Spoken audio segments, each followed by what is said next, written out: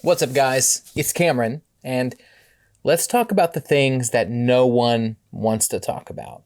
And let's talk about the good and be motivational, but we don't like to talk about what sucks about dropshipping on Facebook. It's really easy for us to hop on here and talk about all the money we make and all the hot days that we had. And you go in the Facebook group and everybody's like, ooh, I had a $500 day, a $1,000 day. I made my first $100, whatever it is. Those are the wins, and nobody's really talking about the losses other than the literal constant, oh, Facebook blocked me from this, or now I'm restricted from this. Like, that's the obvious stuff that you'll find out very quickly when you start, you're gonna run into. But before we keep going, I just want everybody to know that I am doing a giveaway of my course, which you may or may not want, and 5 of my hot selling products that I've done in the past. Not ones that I've released on YouTube. These are ones that I've kept to myself that still sell for me. And I'm just going to give them to whoever wins this. Now, what do I want out of this? Well, for giving you my course for free, which right now I think is like still $150. I'm about to change it to $300. So you'll get that for free and it'll be updated and stuff. And then you'll get those products, like I said. But I'm looking for growth on YouTube. That's the exchange that I'm looking for. I'm just going to be honest with you. So what am I going to do? I'm going to pick a random person out of all the people who follow the rules and give them what I just talked about. And I hope to do more giveaways in the future where I like send something to your house and maybe do like $100 gift cards or more and stuff like that. But right now I'm starting with this to see if it even matters. Anyway, all you need to do, I say all you need to do, it's probably kind of like a lot of stuff. You need to be subscribed to my YouTube channel. That's a given. That's a given. I'm trying to grow on YouTube. You need to have commented, and this is where it might suck. You need to have commented and liked whatever video I choose in the last 2 months. So I'm going to pick a random video from now to the last 2 months. And as long as the person that person has liked the video and subscribed to my channel and made a comment on that video that I chose, I will, if they have all 3 criteria when I pick that person, that's who wins. It's just gonna be a random, I'm just gonna scroll, hit stop, find a comment, and then go. So you can go and like one video and comment on one video, and cool, you might be the person that I pick. Of course, if you end up liking all of those videos and commenting on all of those videos, I would hate to do that, but that would definitely increase your chances of being picked. So that's how I'm going to pick a winner. Feel free to embrace that. But I'm just trying to get my subscriber count up, trying to make sure that YouTube sees interaction on my channel, and this is how I plan to do it. So I'm doing a giveaway.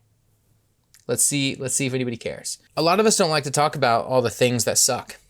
And I've made videos on this before. One thing that sucks is when you first start, you have all this like, ooh, this is going to work. This is going to take off. It's going to be amazing. And it doesn't always. It took me 3 days to make my first sale and listing probably 30 things. I could be wrong, but I think like 15 to 30 items. It takes some people weeks. Some people takes a day. There are people who try to set up Facebook Marketplace and something gets restricted immediately and nobody else has had that issue. Or nobody who has content online has had that issue to try to help anybody. So nobody has that information to overcome that obstacle. And you get this immediate obstacle that nobody else has had and this hurdle that you have no idea how to get over and no resources other than Facebook's awful support. And then the support stuff changes every week. And then you're like, okay, I have links that I've sent to people that I'm pulling up on my end. Pulling up just fine. They're pulling it up on their end with the same browser, the same link that I sent and clicked on, and it says that the page is unavailable on their end, but it's available on mine. And it doesn't make any sense because it's not an account-specific variable. So I don't know what that's about. You have low views. You have shop stuff, which is its own whole game that you don't even know how to play. You've got running out of like tracking numbers if you are selling on Amazon or something and then you're just doing marketplace, or you have price changes if you're not using a software like what I use, or if you're just doing everything manually. Like, there's a lot of issues, though those issues can turn into a lot of success. So, I mean, it can be complicated.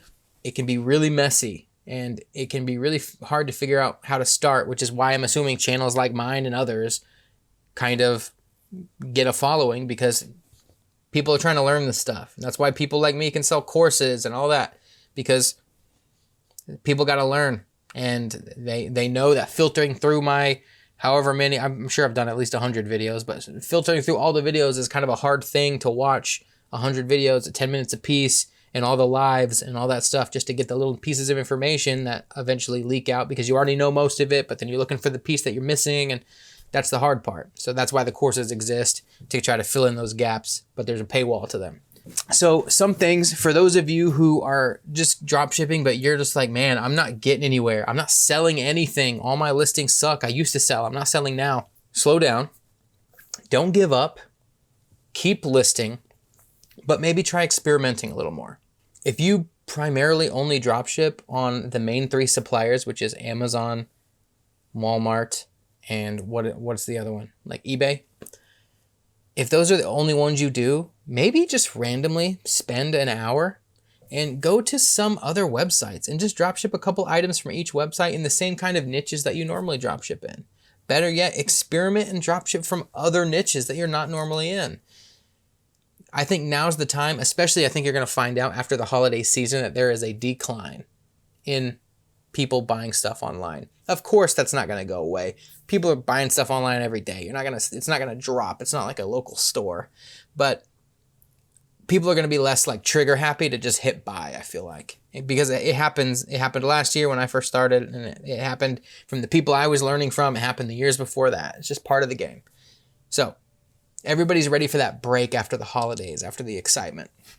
And now's the time to start experimenting. If you've got the time and you're willing to put in a little bit more effort, yeah, use softwares, get the bulk of the listing ready to go, and then save those photos, or maybe just the main photo, and alter a little bit. Put it in Canva, put it in an Adobe software. Like I use Adobe softwares for that kind of stuff. And try editing the image a little bit, putting a different background on it, putting other stuff in the image that makes it stand out a little bit more rather than just the white background if you're using that, or if you're using review photos, even better. If you've never used review photos, try to use review photos. Try to do those things that you've always heard of other people doing, but you're like, nope, that's not how I do it. I do that stuff all the time. There's just too many things to try to do. Like, especially like me, I'm always saying like, I'm the lazy guy. Well, I mean, today I spent about 2 hours just experimenting, doing stuff that I've never wanted to do. Just to see like, hey, maybe these get some views, maybe these don't get some views. And I'm just split testing stuff, which I did last year too. Start touching up your descriptions. Maybe if you're somebody like me who doesn't really put much effort into your description, try playing around with that. Start looking at other people's descriptions on Facebook Marketplace and not copying them, but just seeing what they do. Because if they have just as many or more reviews that your account has, then obviously they're selling too, and they've kind of found a good process. And maybe that's something you can kind of learn from and take some pointers from. Again, don't go copying their stuff, because that's not helpful. Actually put in some work. Like, make something yours. It's better to be the person that people want to copy than the person that's just copying everybody. So try to find what might be working. And then if you see it on everybody's stuff, if you're seeing the same thing, like how everybody puts in the beginning of the description, like use the buy button now and I'm a hot seller and all that weird stuff. I mean, you can try that. I don't do that, but maybe that's exactly what I need to try to do, because that's my own medicine that I was just preaching. But I got something else here. Googling different photos. This is something I've barely done, but I want to try to do more. When I'm selling an item, I want to actually Google image search that item and find photos that aren't the review photos or the standard photos. Find random things that are probably from like an article somewhere, or whatever, and save those, crop those, do whatever, and just post some different things and start experimenting, and then actually being like, ooh, I've noticed I get more views on not videos, but like photos that look like this, or photos that have this kind of feel to them, or this color, or this lighting, or whatever. Like, if you've got the time to do those things, do those things. Because one, it'll make you feel like you're in the trenches again. Because people like me, I use the softwares, I bulk upload everything, I barely touch any of the descriptions, I do minimal work, and yeah, I make sales. But getting a little bit more hands-on on a few listings can just kind of help you be like, oh, that's right.